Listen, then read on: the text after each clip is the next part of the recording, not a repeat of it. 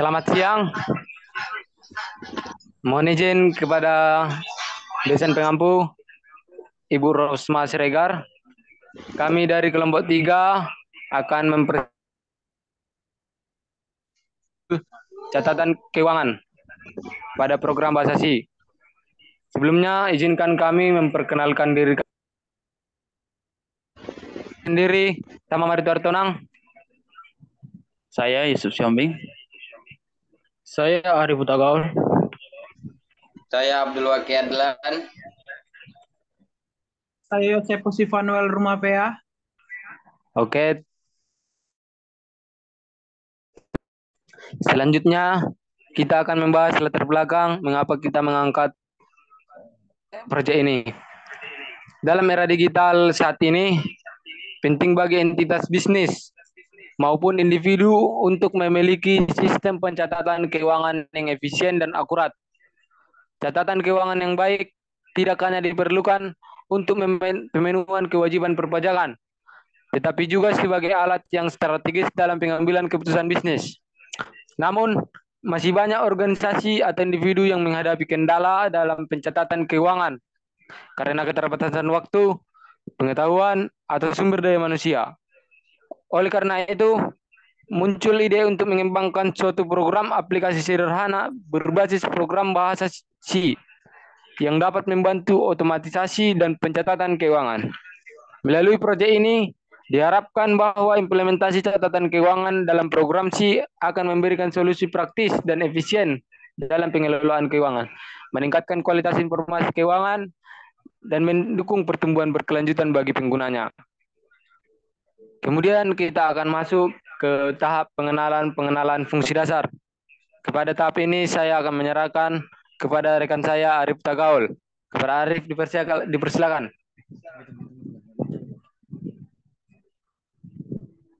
Baik, saya di sini akan menjelaskan pengenalan fungsi dasarnya.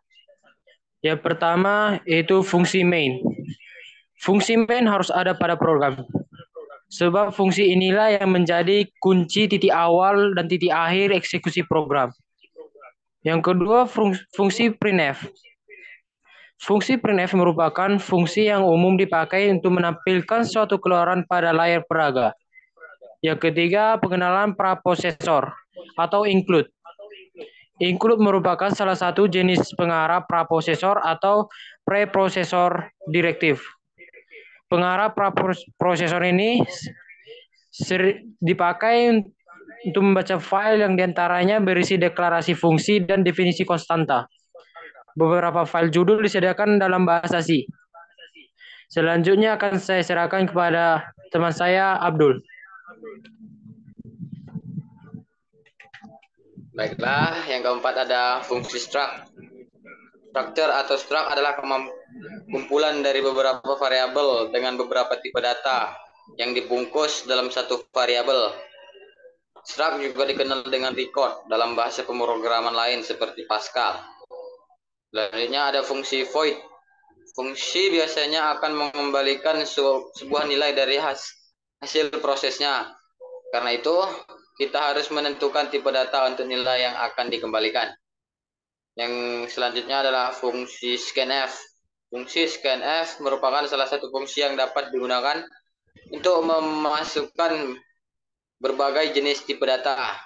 Selanjutnya akan dilanjut oleh teman saya Yosepus. Pak Yosep.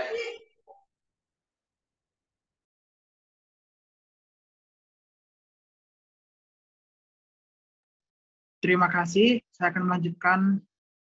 Yang pertama itu selanjutnya fungsi while. While digunakan untuk mengulang statement sebanyak 1 kali terlebih dahulu.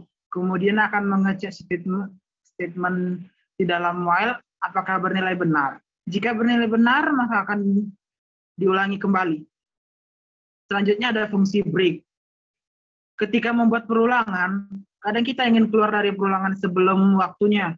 Selanjutnya ada fungsi switch case. Kondisi switch case adalah percabangan kode program di mana kita membandingkan isi sebuah variabel dengan beberapa nilai. Terima kasih, saya kembalikan ke moderator.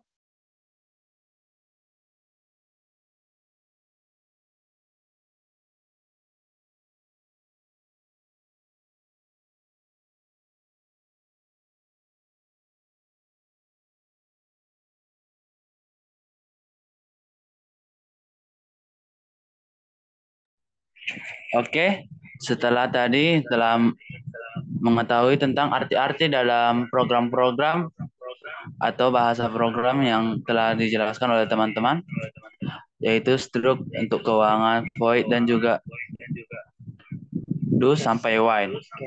Saya akan menjelaskan langkah-langkah cara pengerjaan atau cara kerja dalam program kami. Yang pertama, catatan pendapatan.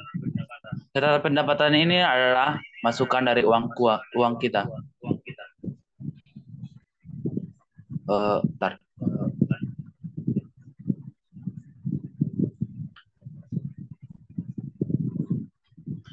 Yang pertama, catat pendapatan.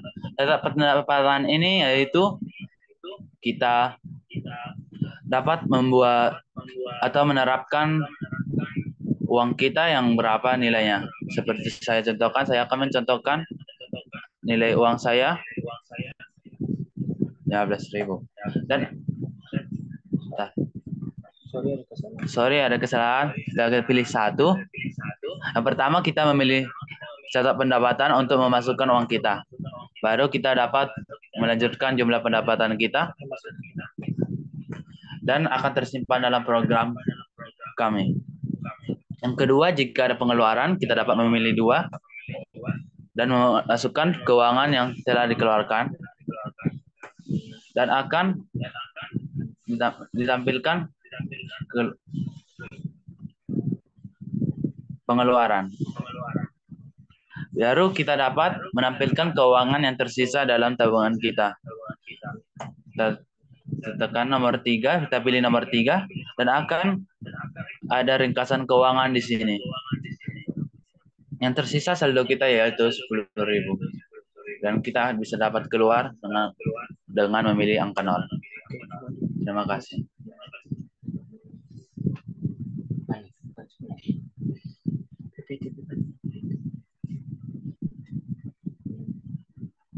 Oke, selanjutnya akan dijelaskan oleh moderator.